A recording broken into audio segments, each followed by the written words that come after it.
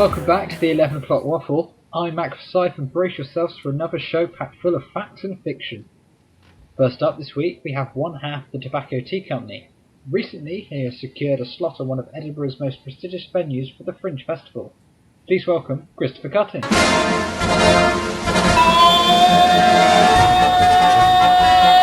Thank you, no autographs please. Hello, hi. Fame's not going to your head yet then? Well, I'm not famous yet, so no. When I am, it will, but not yet. Are you going to have like one of those sort of Shia LaBeouf breakdowns when you become famous? Well, no, what I want to do is sort of luxuriate in fountains of gold. I want to wear the most hideous clothing possible, and just sort of throw expensive things at people, sort of in a kind of aggressive way. I just want to vent my kind of latent aggression in the form of genius, really. Brilliant. Are you excited to be back on the show, Series 4? Yes, I'm delighted to be back on the show.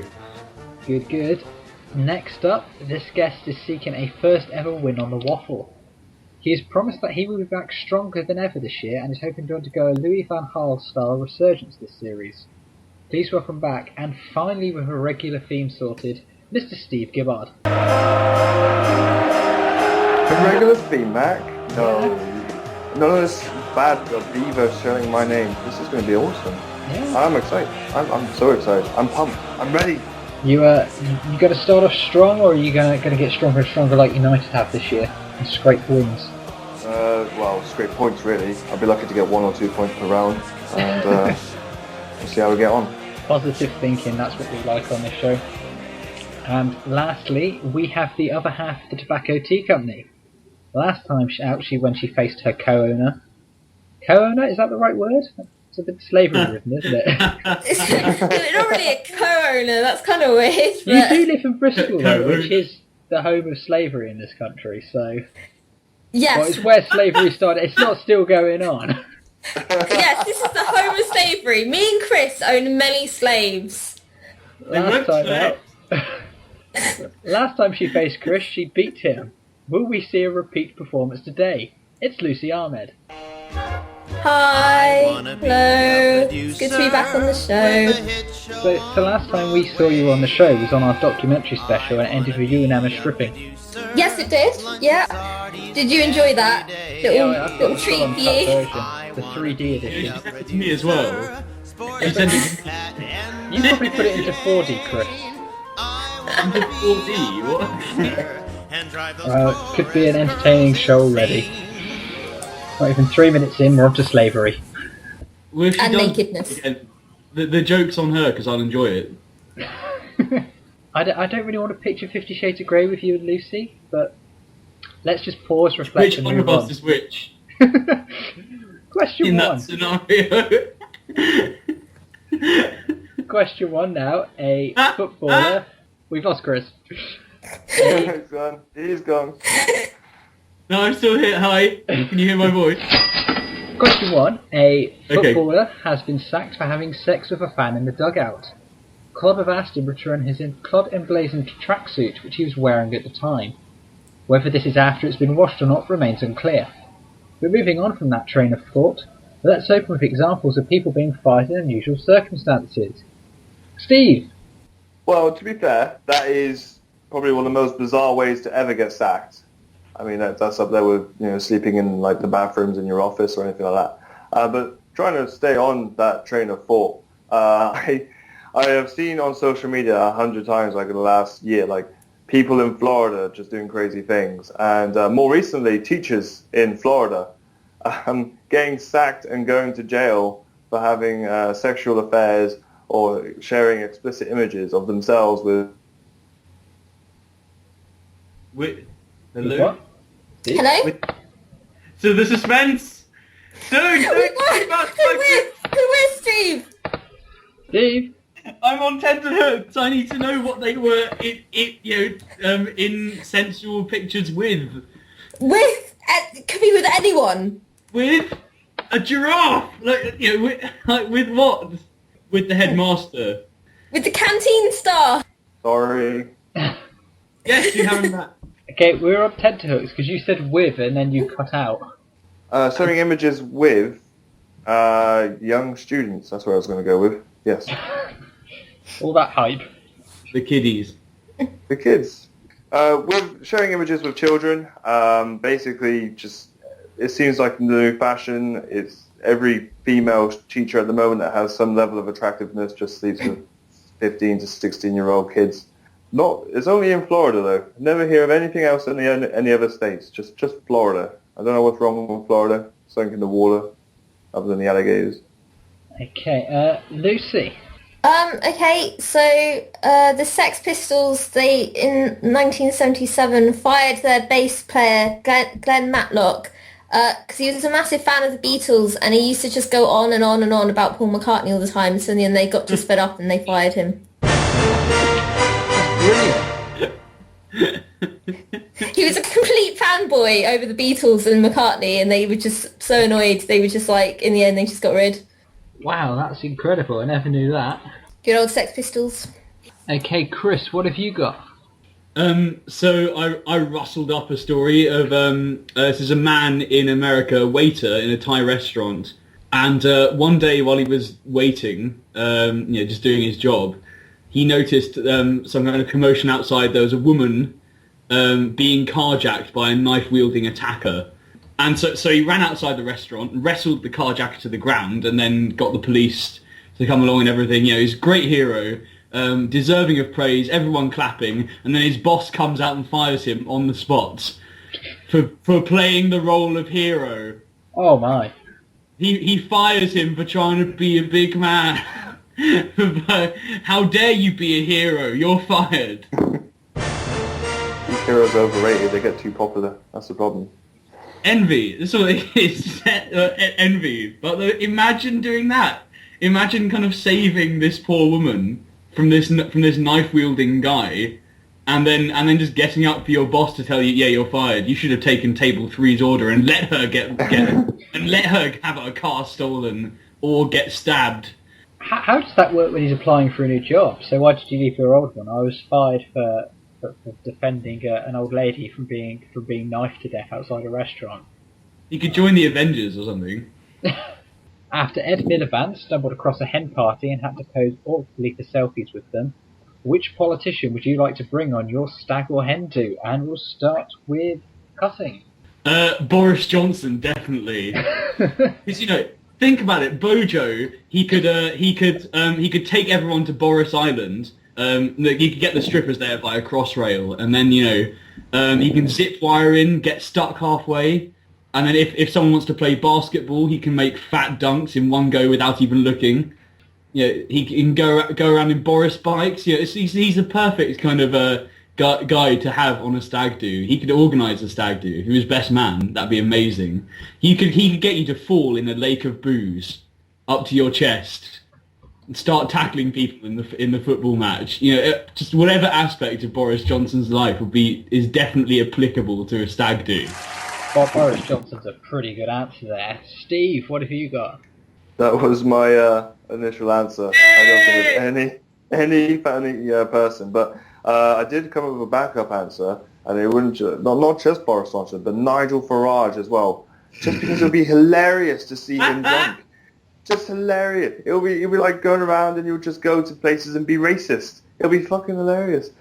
It'll be awesome. Sorry about my language. I got excited. But it would be so fun. I'm not racist. It's just watching him go and be racist and then get beaten up drunkenly. Gets beaten up, and then people like fans of Labour and comes way, and then Boris Johnson comes in from a zip wire, getting stuck halfway down to come and save him, and then it's just he then brings over the buses, the double-decker buses that he keeps talking about, and all on fire. It'll be hilarious. I should plan that. I need to plan that. I need to get that going. That's quite some stag do the guys have got planned there. Okay, Lucy, what can you do? Can you do anything with a hen do? I'm thinking that we should just go back in time, get Thatcher out, get some plastic fake willies stuck on her, give her some alcohol, some awful sash banner things round her, some L plates, see her rock the town. I think she would be a party animal. Definitely not. She'd be like, no. Listen, if they get a stripper in and someone wants her not to look, she can say the lady's not for turning. Well, that's the thing. The thing is, I had a backup answer of Tony Blair and George Bush being out on a stag do together, and Tony Blair could just be his stripper. But I kind of feel where's my weapons of mass destruction?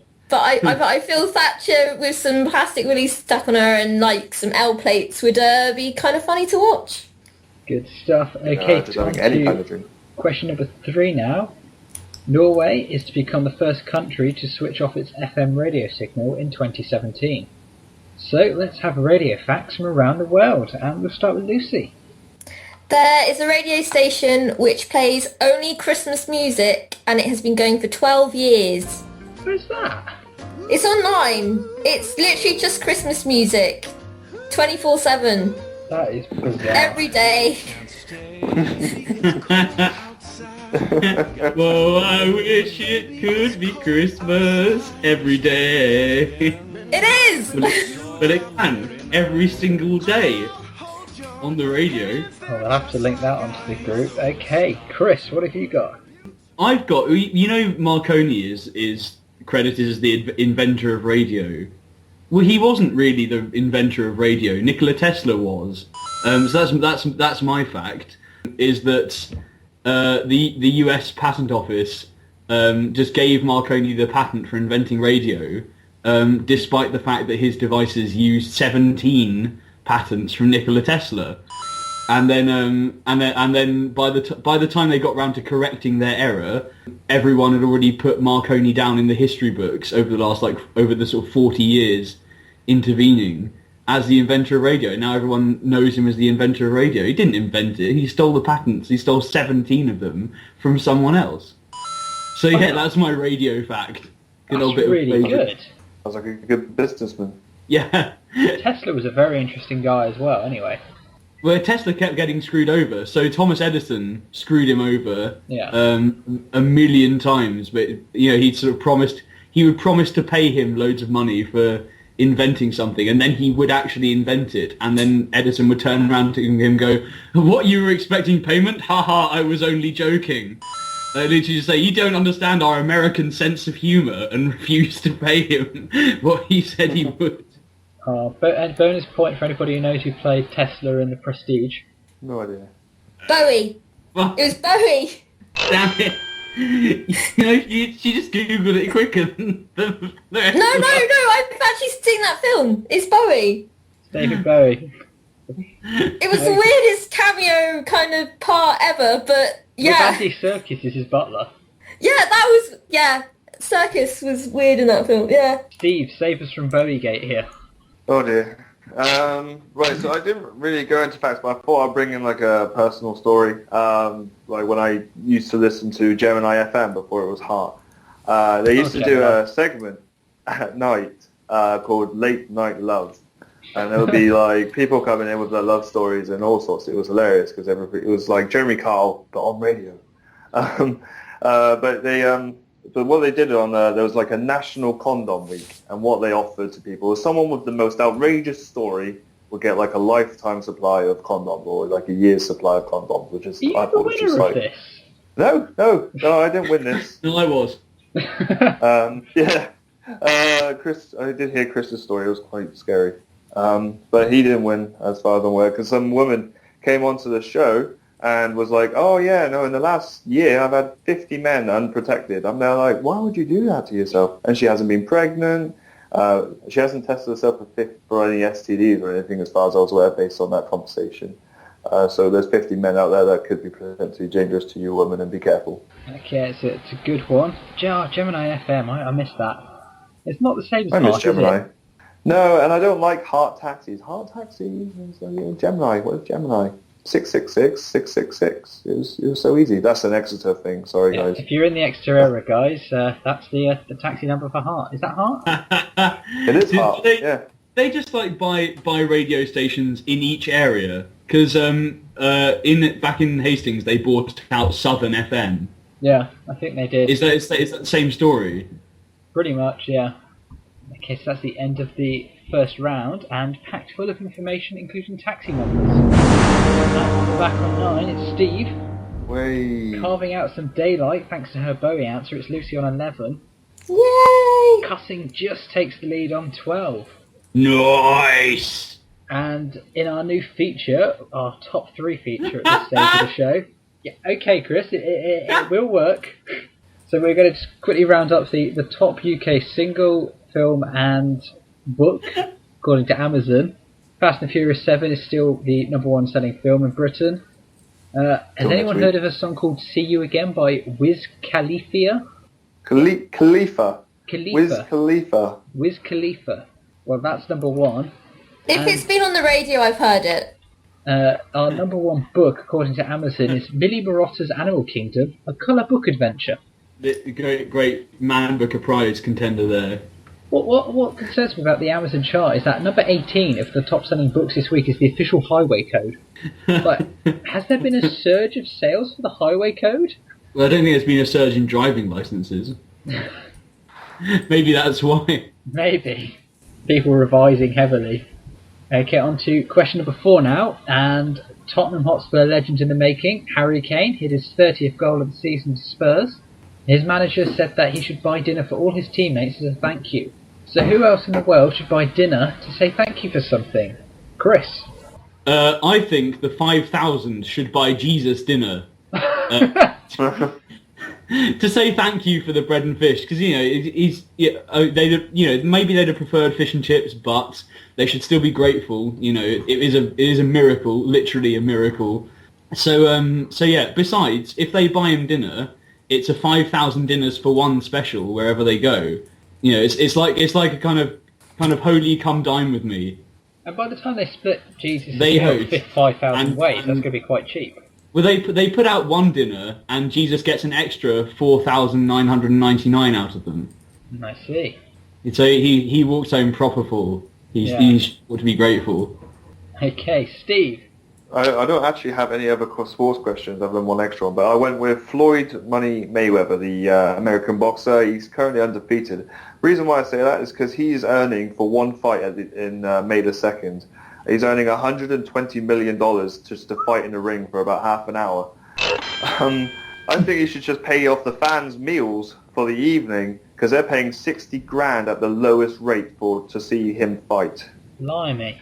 So yeah, he should buy meals. He should buy lots of meals, 3-course meals, and me, because I put the 2 awards in. He should buy me a meal, and everyone in that stadium a meal, because he's in the MGM Grand with Manny Pacquiao. Big fight, plugging it. I'm watching it. But he's getting paid a lot of money for 12 rounds of boxing. He got paid like $150 million last time as well. Are you on 10% for these ticket sales or something? The only thing you didn't mention there was the date. May the 2nd. Oh, May the 2nd. There it is, people. Lucy. I think Nigel Farage should buy all the racists meals to thank them for getting him somewhere in the polls, because he's doing pretty well at the moment. Okay, on to question 5. And rail workers have uncovered a ghost train station which was closed in 1915 and forgotten about. Engineers uncovered the former ticket hall and platforms of Southwark Park Station. So let's have other lost locations which have been discovered. Steve? Yeah, and going back in time, the Mayans. There's been 2 fairly recent discoveries. There's been a Mayan temple found in a Mexican jungle, found in the state of Campeche. And it was found by some Norwegian people who obviously divulged even further, and then found a greater city in amongst this shrubbery area in Mexico. Further down the line in some other country, someone similar found another Mayan temple sort of thing, and apparently back in the day, whenever it was, they had a drought in this area, and to resolve this drought issue, they caused sacrifices of people in a little cave or tunnel or whatever, until the drought eventually disappeared. And in fairness, there's now a nice river running through it. Quite interesting. So you're saying the sacrifices paid off in the end? Yeah, eventually. I mean, there's water, there's some trees. It's thriving as a natural reserve, sorry. We should sacrifice more people. It seems to be prosperous. Okay, Lucy. I'm going to go with the Lost Gardens of Heligan, which are in Cornwall. They were part of the estate for the Tremaine family, who had been there for over 400 years. And they rediscovered in the 90s after a huge hurricane destroyed part of the garden. They found a small room that had been buried underneath all the overgrowth, and inside there is etched into the limestone a motto which reads, "Don't come here to sleep or slumber," which was signed by all the staff in August 1914. That's the last known time that the gardens were properly opened and kind of being used. And yeah, they kind of went into disuse until the 1990s when they rediscovered what was underneath the undergrowth. Ah, very interesting. And they've kind of, done them all up, made them all nice. They're a massive tourist attraction in Cornwall. But yeah, they're really beautiful now, so it's nice. Awesome stuff. Okay, Chris, what lost locations have you got? Mine, I'm going to say Pompeii. Pompeii. Obviously, we all know about Pompeii now, but it was actually lost. So Vesuvius, the eruption of Vesuvius was known. Since it happened, it was known all the way up to the present day. Obviously, you don't just bury like a massive volcanic explosion like that. Pliny, the Roman historian Pliny the Younger, wrote about it in copious detail because his family had to leave. Like Pliny the Elder and Pliny the Younger both had to actually flee from Vesuvius because they were living there. Pliny the Elder was the governor, I think. The eruption was all known about, but Pompeii and Herculaneum were entirely forgotten. So their locations were forgotten, their names were forgotten. People just forgot that like Pompeii existed.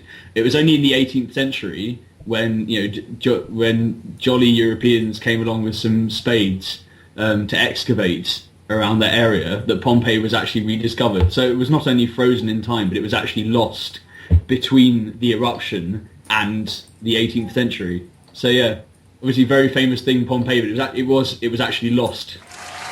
Strong answer there, Chris. You've come back on fire this series. Okay. I try. Question 6 now. According to a study, the top 5% of authors earn 42% of all income received by professional writers in 2013. Typically, your average writer earns £11,000 a year. So I think, Steve, actually you're paid more than a writer. That makes me feel a little bit better about my very little wage that I get. So, on this question, let's support the lesser-known writers out there and plug a book you love which people may not have heard of. Chris? Well, on my bookshelf, The Pyro Compendium by Christopher Cutting and Stuart Sellins had a very limited publishing run. It does represent the pinnacle of English lit on my bookshelf. Like, I've got a chronology of English literature, it goes through all the greats, and it ends with me. So it's a statement. No, but a real answer for you, I'm going to say that the very little known but very, very funny utopian text, The Isle of Pines, which is a 17th century book.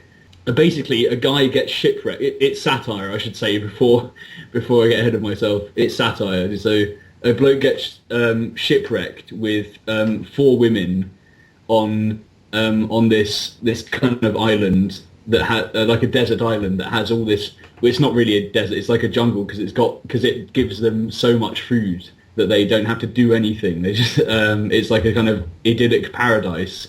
And because they're all bored, he breeds with all of them over and over again. There's one black one that he neglects, except when the white ones are all pregnant. So he just kind of does her occasionally to finish her off to get sort of 4 pregnant ones in a row. And they keep kind of popping babies out season after season. And eventually he becomes like the patriarch of like races that stem from each of them.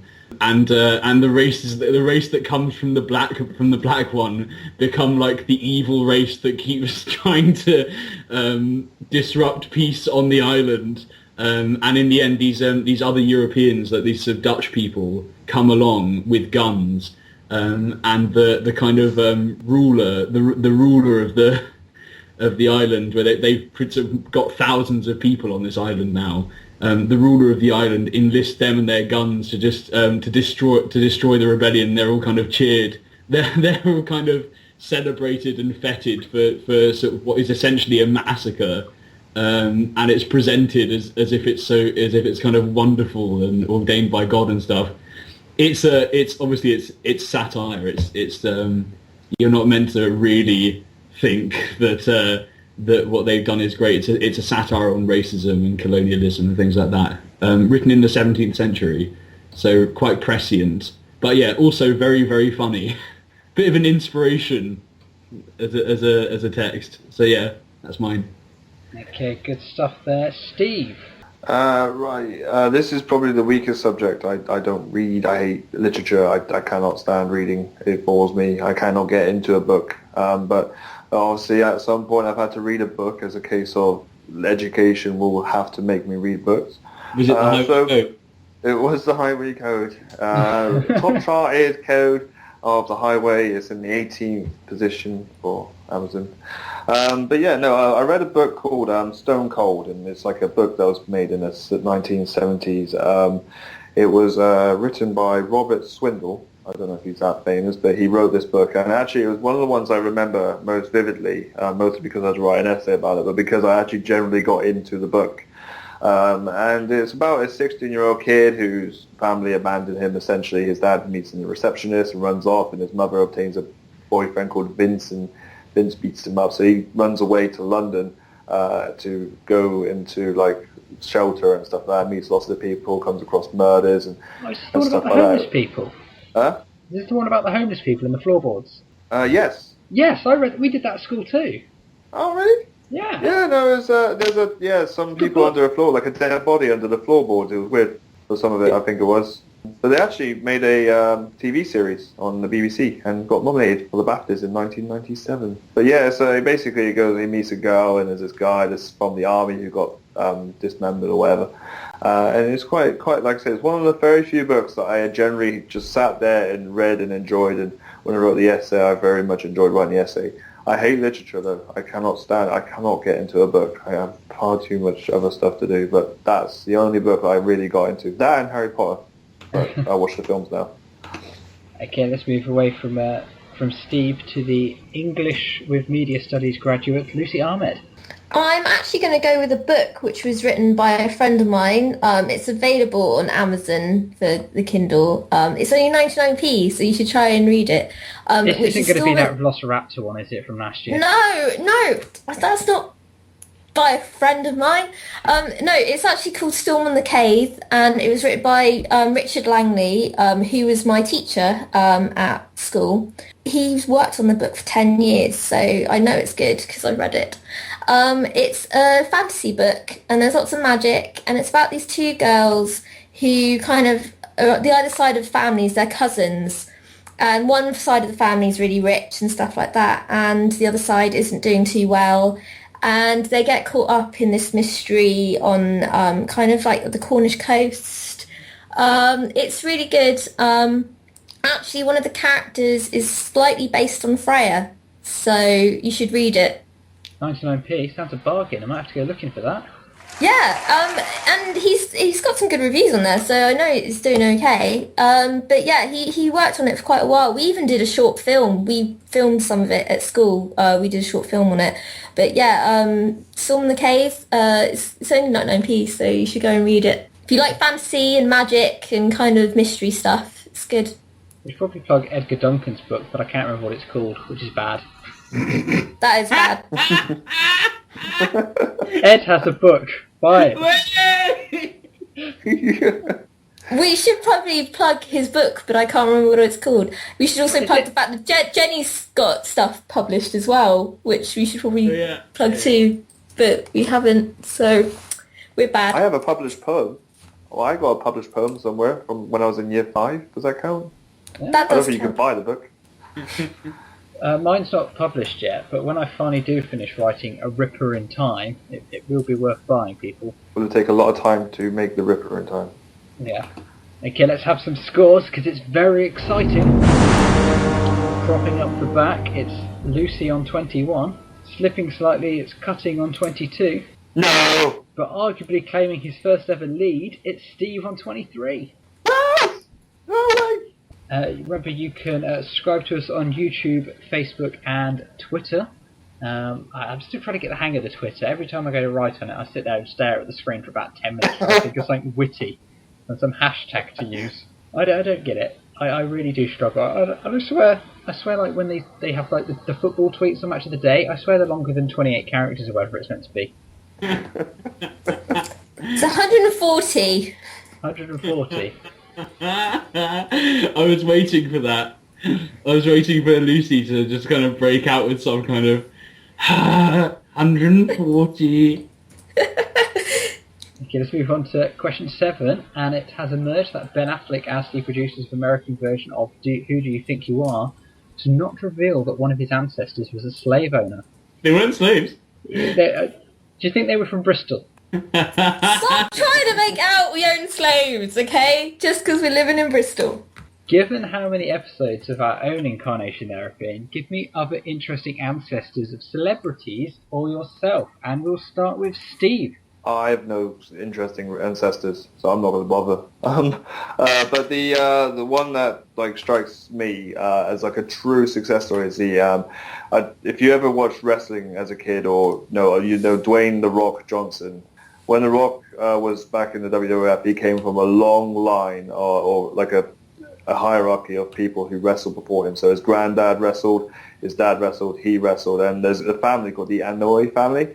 And it is massive. There are people. If you watched wrestling back in the 90s, you have people like Rikishi, Yokozuna, all sorts of like characters that are in that family as cousins and stuff like that. Even to this day, there are members of those families in the wrestling business still doing it today. And it's been ongoing for like 50, 60 years. And I think that's like a true success story. And obviously these people, like The Rock is now a multi-million, maybe billion movie star, doing crazy films like Fast and Furious 7 and stuff like that. It's just unbelievable story from what is epoxy wrestling business that's mostly fake, but manages to provide so much success for a massive Samoan family. It's quite interesting that. Okay, and Lucy? I think I'm going to go with the fact that Robert Pattinson, Twilight guy, is actually a distant relative of Vlad the Impaler. And actually that was Bram Stoker's inspiration for Dracula. So yeah, he's actually a distant relative, so he's got vampirism in his blood. Is this the round 7 or true or false? I'm confused. I haven't gone yet. Okay, Chris, now I'm sure out of everybody today, you're probably the one most likely to be related to some like royal ancestor. Well, I do have some. I have Stuart blood, but I'm barred from because of all of that stuff that my ancestors did in the 17th century. We can't inherit the throne because they were Catholics. So I have some Stuart blood, but that wasn't. I like the idea you're basically making a picture that you could be on the throne right now. If it wasn't for the 17th century. If not for pesky Parliament bringing in the Hanoverian dynasty, then yes, we could be on the throne. No, we wouldn't be. We were too junior. There are too many other Catholics above us. No, my real answer is actually royal, and it is actually very, very similar to Lucy's. Prince Charles is a descendant of Vlad the Impaler. Oh my gosh! AKA Dracula. But that means that Robert Pattinson must be related to royalty. Yeah, and William and Harry, they're literal vampire. They're vampire kings. If you've seen like Anno Dracula, which is that scenario playing out, they're literal bloodsuckers. So yeah, Prince Charles is also distantly related to Camilla Parker Bowles. So incest and vampirism on the throne when her marriage died. Vampire and incest marriages ahoy! Welcome to the royal family. Well, who knew that would get interesting? I'm still trying to picture Chris Cutting on the throne. What would this country Quite an easy thing to picture, isn't it? I think it would suit me. Oh dear. Question 8 now. The trailer for Batman vs Superman was released earlier than planned after it was leaked online. The movie has more superheroes than you can shake a stick at. So, given the nature of the film, what other matchups would you like to see? And we'll start with Chris Cutting. Well, I proposed one on Facebook today, which I would like to use. So today is obviously April the 23rd. It's St. George's Day. It's also Shakespeare's birthday and the day he died. And Shakespeare wrote about St. George extensively. And today, maybe we need St. George and Shakespeare to team up.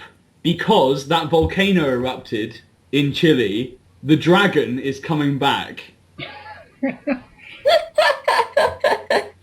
The volcanic eruption, fire fills the sky. It's the dragon's revenge. He's coming back and the world is in danger. St. George and Shakespeare team up to defeat him.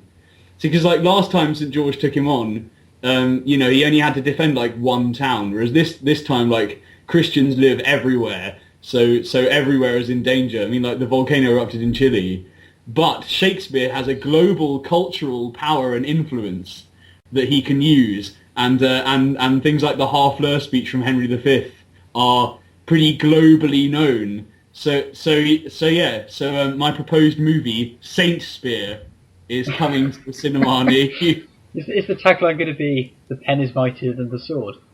I did put that in the status, yes. It's like Shakespeare's here to prove that the pen is mightier than the sword. So this summer, cry God for Billy, England, and St. George. Oh dear. Okay, Steve, what have you got? So I got quite childish when I saw all the Marvel or DC characters involved in that film. So I thought, well, let's go back to my childhood roots. So there's two scenarios that I would like to have seen. Okay. Pokemon and always thought, I wonder how that would turn out. Just millions of Pokemon, millions of Digimon going at it, last man standing. That, and I don't know if anyone watched Dragon Ball Z as a kid. It's like a Japanese anime. But them versus Marvel is like an often talked about subject, and about how Marvel characters are better than the Dragon Ball Z, even though the Dragon Ball Z characters are gods. But that's just me being a child, and I cannot help myself but feel that that's the most ideal situation for me to ever watch in a film. And it will never happen. And Lucy, lastly. Going on the superhero theme, I'm kind of getting fed up with all the male heroes out there. So I've seen that they're doing like a female version of like the Avengers in comic book form. So I want them to finally make a film. They've included some really good characters. There's She-Hulk, Dazzler from X-Men, Medusa from the Fantastic Four, and Nico from the more recent The Runaways. And I think it would be really cool to get some strong female sort of heroes out there. But like my dream would actually be to have David Tennant's Number 10 Doctor, Hamlet and Casanova all in one film. But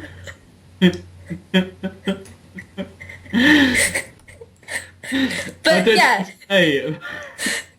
female superheroes plus David Tennant multi-rolling.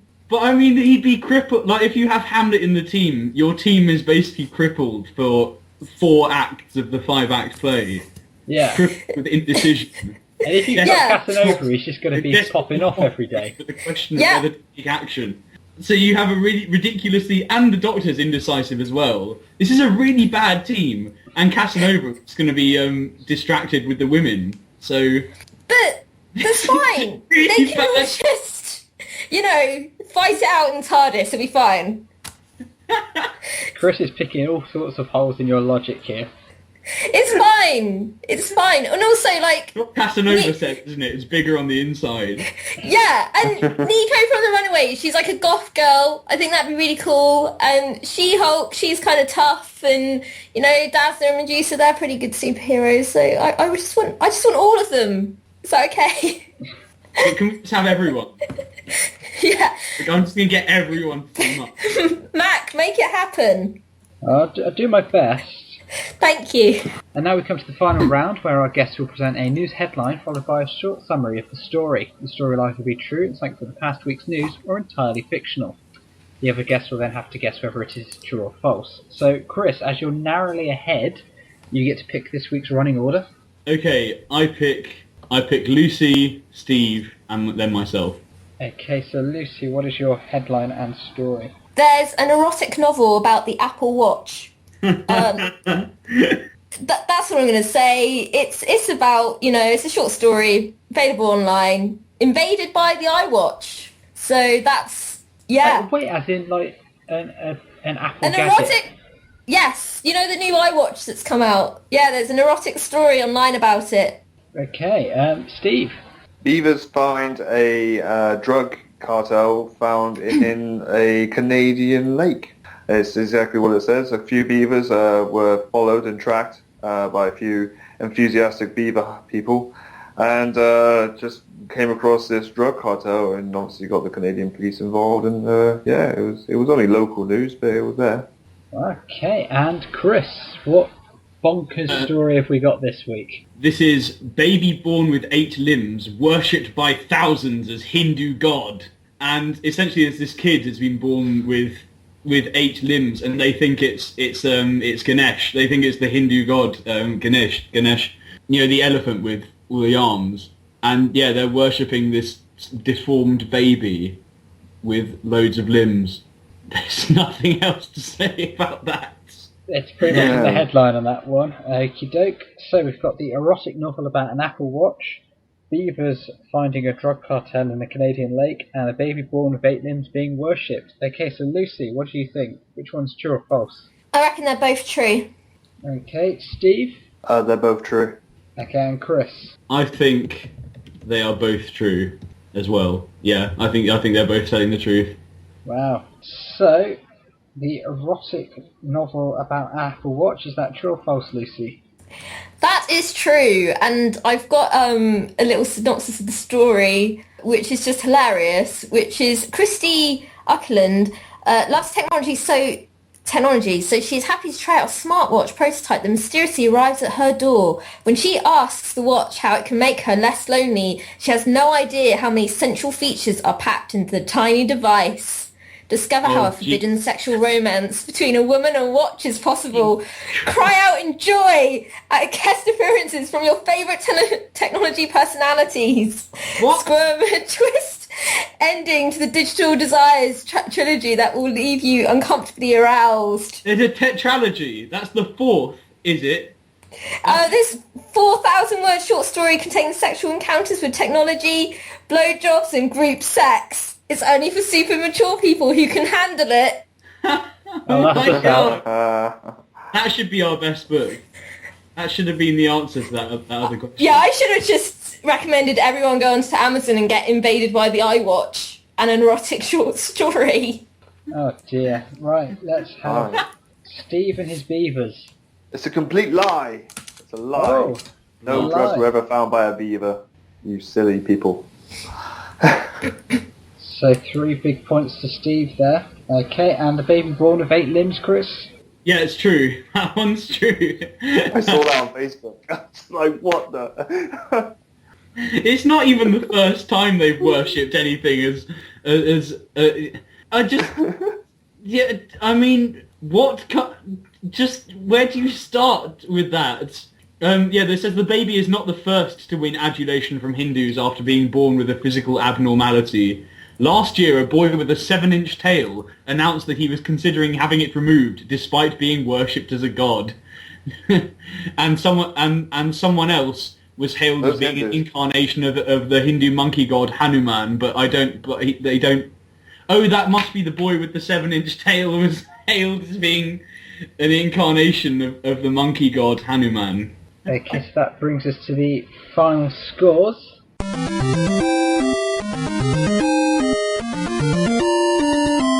At the back on 32, it's Chris Cutting. No! Also at the back on 32, Lucy, which means this week's winner is Steve with 37. Lucy, we're always at the back, aren't we? We are. Run wild! Steve Gibbard claims his first victory with his deceptive lie. So Steve, how does it feel to be a winner on the Waffle? This goes on the top of all my achievements. I could be promoted 100 times over, and this just will not achieve it. It's just unbelievable. On to the next time, I guess. Win that one as well. Just go wild. Steve Gibbard 2.0, as you put it, I believe, Mac. The age of Gibbard. Well, you can console each other. We can console each other at the back. It's fine. It's fine. We can hang out together. You anyway. You live in Bristol together. Yeah, we don't literally live together, do we? We don't. No, we don't. We're several miles. I mean, like I know I'm big, but I'm not that big. I can't reach Totterdown from here. I keep forgetting what your house is called. Oh, the Fortress of Lolitude. Yeah, Shrub on that. Obviously, it's for the double reference.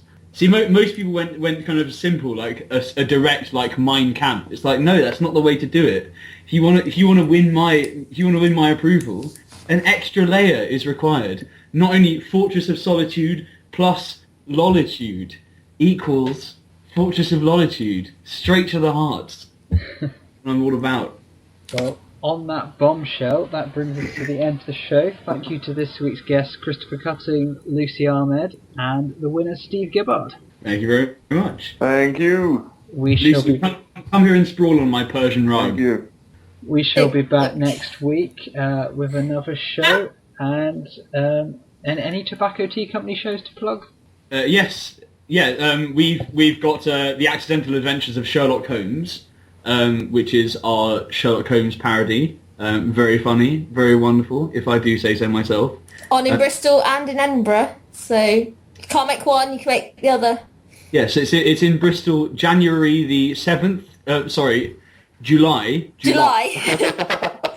July the 7th to the 12th, and then it's in Edinburgh, in the main C venue, C+1, from the 16th to the 31st. Yep. Awesome stuff.